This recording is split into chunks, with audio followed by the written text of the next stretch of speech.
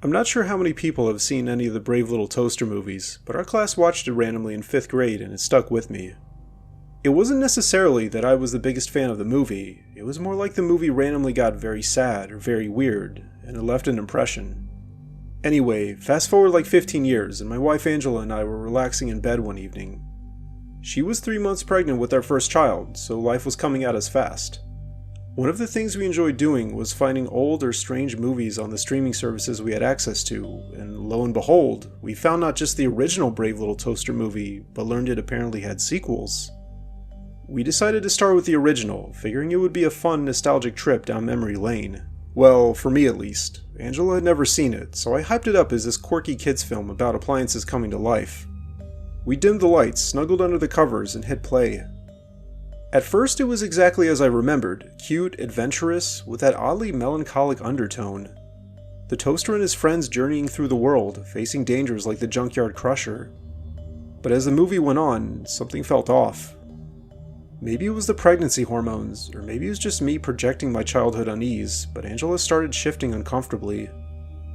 "This is kinda creepy," she whispered, during the scene where the appliances are abandoned in the city. I tried laughing it off to keep the mood light, but deep down I agreed. The way the toaster's eyes glowed in the dark, it lingered in my mind even after the credits rolled. We went to bed that night without much thought, but the next morning, things got weird.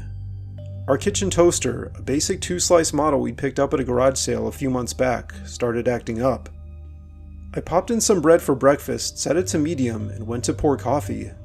Suddenly, there was this loud pop, way too early, and the toast shot out charred black. But it wasn't just burnt, it had these strange patterns etched into the surface, like little faces smiling up at me. I chalked it up to a faulty lever or something and tossed it, but Angela noticed it too.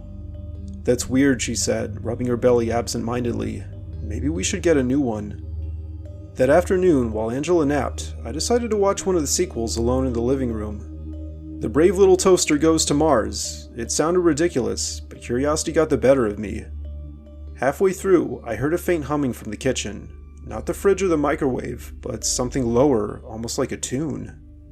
I paused the movie and crept over, only to find the toaster plugged in, even though I'd unplugged it after breakfast to be safe. The lever was down, but no bread inside. It was just toasting air. A thin wisp of smoke curled out, and I swear, for a split second, I saw those same smiling faces in the heat haze. I yanked the plug and shoved it in a cabinet, telling myself it was nothing, old wiring maybe. That night, Angela woke up around 2 a.m., her voice trembling. "Did you hear that?" I listened, and there it was, a soft scraping sound from downstairs, like metal dragging across tile.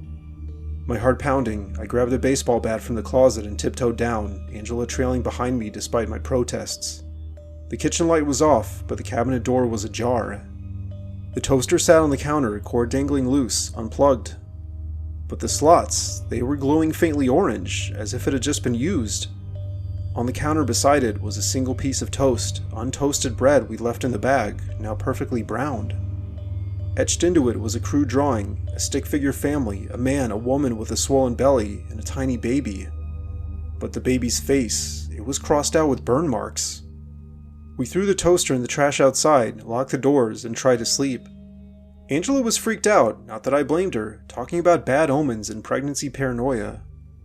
I tried my best to reassure her it was probably a prank or our imaginations running wild after the movie.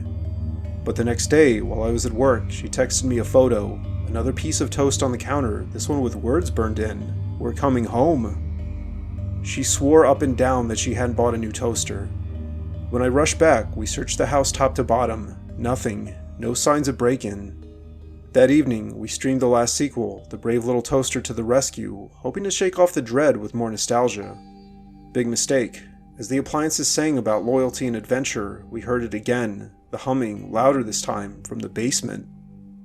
Down there, in the dim light of a single bulb, was our old toaster. And not the one we'd thrown away. This was identical, down to the garage sale sticker peeling on the side. It was plugged into an outlet I didn't even know existed, lever down, slots pulsing with heat. Angela screamed as a piece of toast ejected, landing at our feet. Burned into it were the words, "Blanket wants to play." Blanket, That was the name of the electric blanket character from the movies, the one that smothered things in its folds. We unplugged this toaster, smashed it with a hammer, and buried the pieces in the backyard under pouring rain. But this is where the nightmare started. I dream of the toaster leading an army of appliances, their cords slithering like snakes, eyes glowing in the dark. Angela would wake up crying, saying she felt something watching the baby bump. We saw a doctor who chalked it up to stress, but then the ultrasounds. They showed faint shadows, like little appliance shapes floating around the fetus. No, that couldn't be real. We moved houses a week later, ditched all our old gadgets, and started fresh. It's been months now, and our son is healthy, thank God. But sometimes, late at night, when the house is quiet, I hear a faint pop from the kitchen. And I wonder if those brave little appliances ever really let go. If they're still out there, then they might be waiting to come home. Let me start by saying I'm not much of a connoisseur when it comes to kitchen appliances. As long as they work, I'm happy. However, one day at a garage sale, I saw what I can only describe as a retro-futuristic toaster.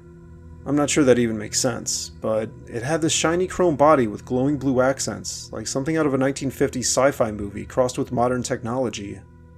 The seller, an old guy with a twitchy eye, said it was a prototype from some defunct company, super rare, and he let it go for $10. I figured, why not? My old toaster was pretty old anyway. I brought it home to my apartment, plugged it in, and tested it with some plain white bread. The thing hummed to life with a low, almost melodic vibration, and the toast popped out perfectly golden. Well, no complaints there, but that night, as I was drifting off to sleep, I heard a faint clicking from the kitchen. Like the lever was going up and down on its own. I chalked it up to the building settling or whatever, but when I checked the next morning, there was a piece of toast on the counter.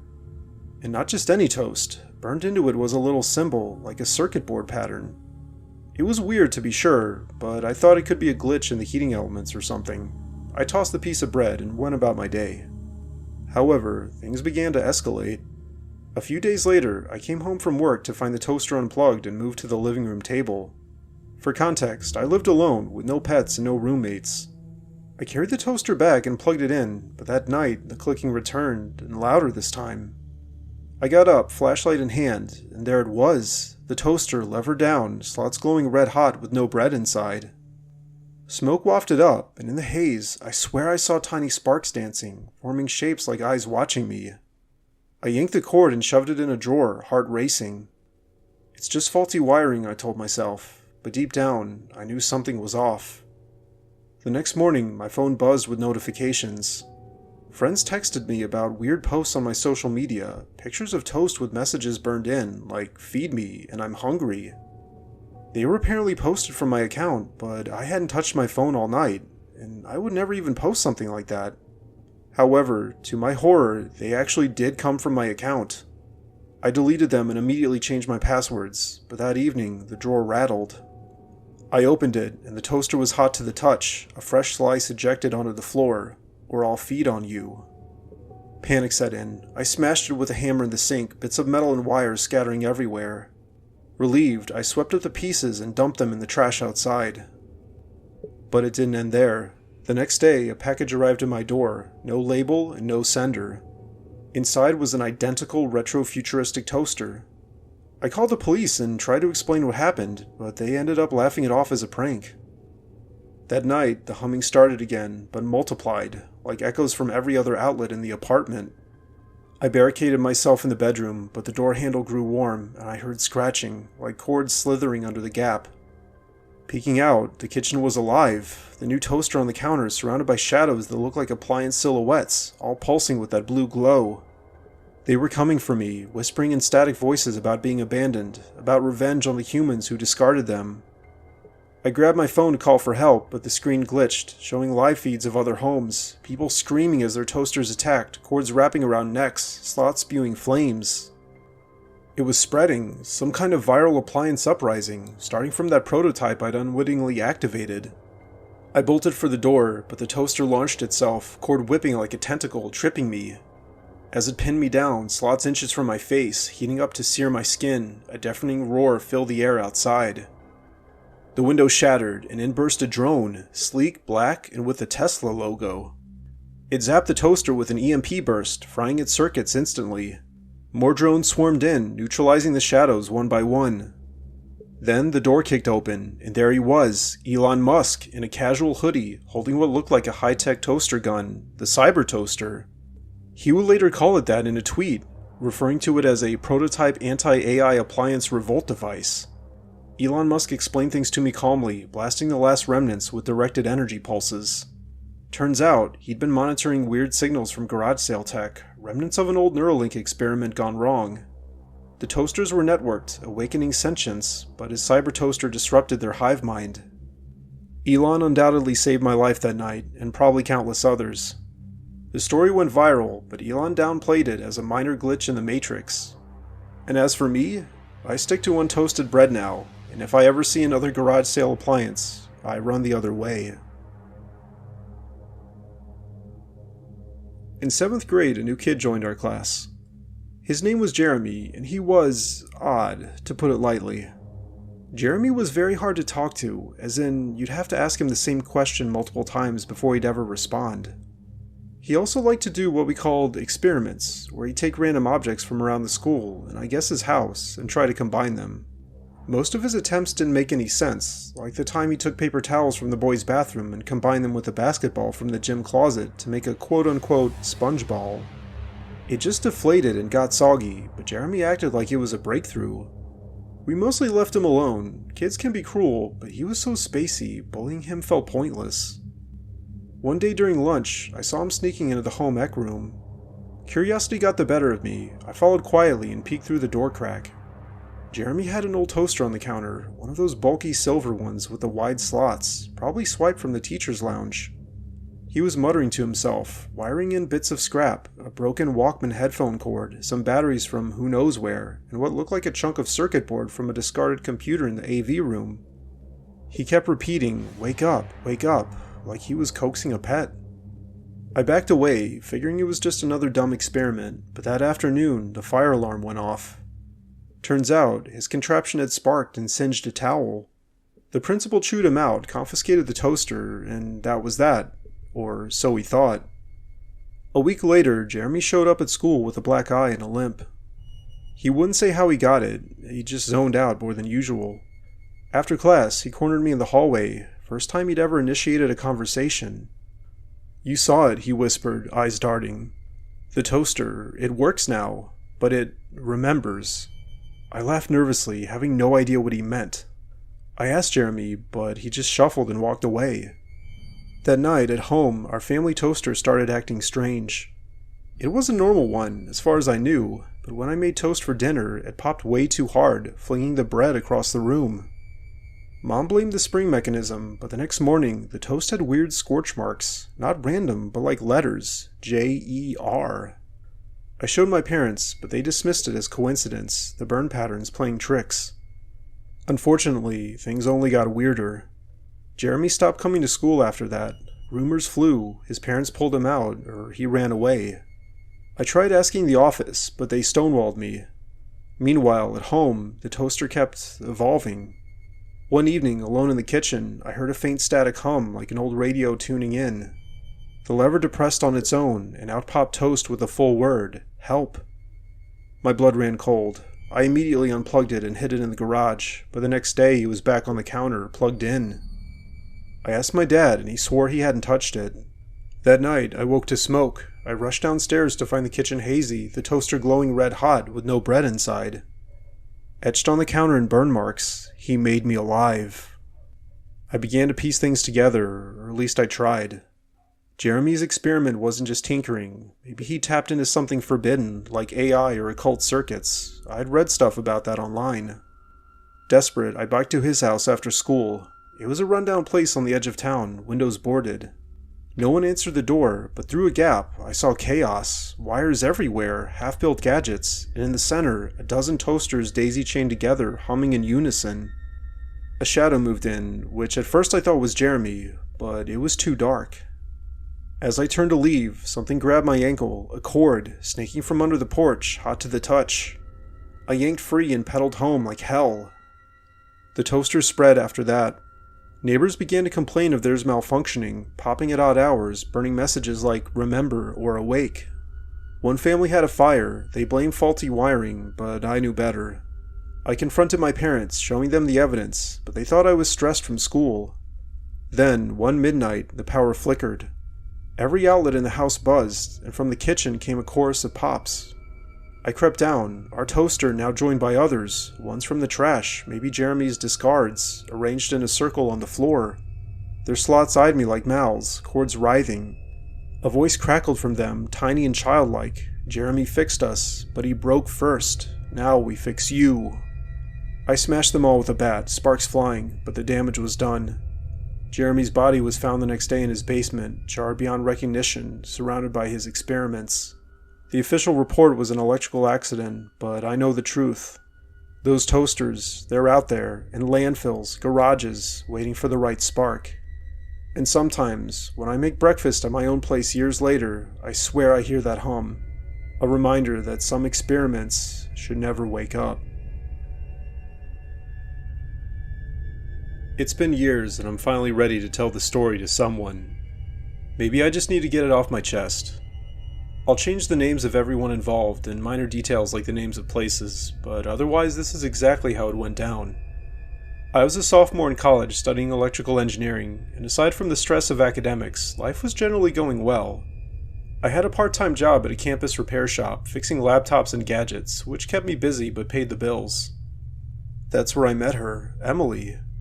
She came in one afternoon with a busted phone charger, looking like she'd stepped out of a magazine, long dark hair, piercing green eyes, and this effortless smile that made my hands fumble the tools. We chatted while I fixed it, and by the end I had her number. Our first date was coffee, and then movies, and before I knew it, we were inseparable. Emily was everything I didn't know I needed, smart, funny, with a quirky interest in vintage appliances. She collected them, she said, from flea markets and online auctions. "They're like little pieces of history," she'd explain, her eyes lighting up. I thought it was cute and harmless. We'd spend evenings in her off-campus apartment, cooking simple meals, and she'd show off her latest find, an old radio here, a blender there. But the toasters, she had a whole shelf dedicated just to them. There were shiny chrome ones from the 50s, bulky plastic models from the 80s, and even a rare Art Deco piece she swore was worth a fortune. I joked about it once, calling it her toaster harem, and she laughed, but there was something intense in her gaze that made me drop it. As things got serious, I started staying over more. One night, around 3 a.m., I woke up thirsty and padded to the kitchen for water. The light was off, but I heard a low hum, like an appliance running. There was Emily, silhouetted by the moon through the window, standing over the counter. She had one of her toasters plugged in, the chrome one with the wide slots. Her hands were tracing its sides slowly, almost caressingly, and she was whispering to it. "You're so warm, so perfect."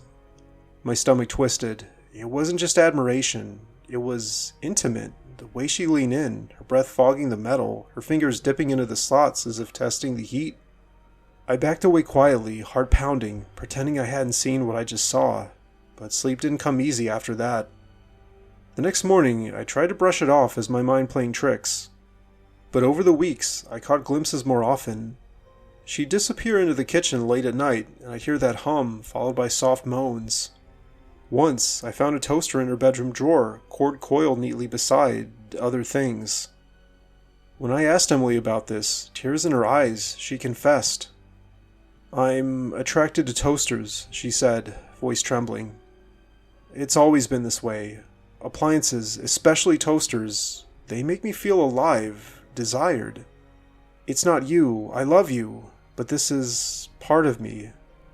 I was stunned and had no idea how to react, but I also loved Emily. I researched things online and found out that it's rare but real. People can form romantic bonds with objects. I told myself I could handle it, that we'd work through it somehow. However, the toasters, they started changing. It began subtly enough.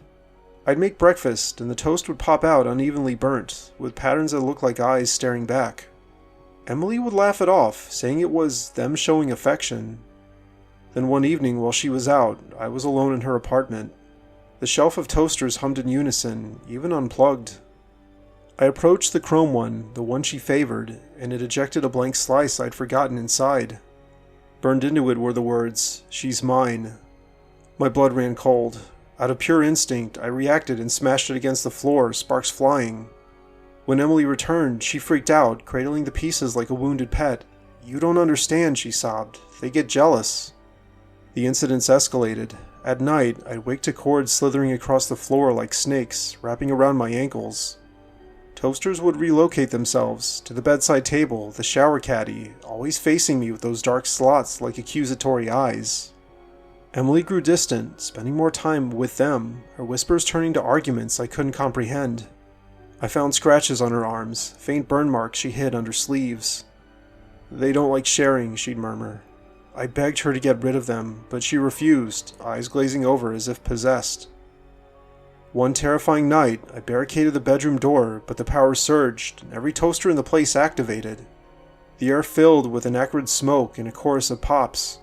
Messages appeared on the walls in char, leave, or burn. That was the last straw. I packed a bag and confronted her one last time. That's when Emily hit me with something that felt like a voltage spike. It wasn't that she was attracted to toasters, at least not really. Years ago, as a kid, Emily had been in a house fire caused by a faulty toaster. She survived, but the trauma twisted her psyche. The attraction was a compulsion, a way to control the fear. By personifying them, loving them, she thought she could prevent another disaster. But it had gone too far. The toasters weren't alive, and her guilt manifested in hallucinations we both started sharing. I guess it was like a shared delusion fueled by her stories and my love making me susceptible. We sought help together, a therapist specializing in trauma and psychosomatic disorders. It took months, but we destroyed the collection symbolically, one by one, in a controlled burn at a junkyard. Today we're married with a kid on the way. No toasters in the house, just a simple microwave and a lot of laughter about that weird phase. Emily's healed, and so have I. Sometimes, though, when the bread pops just right, I smile and think how close we came to losing it all. But we didn't. We won.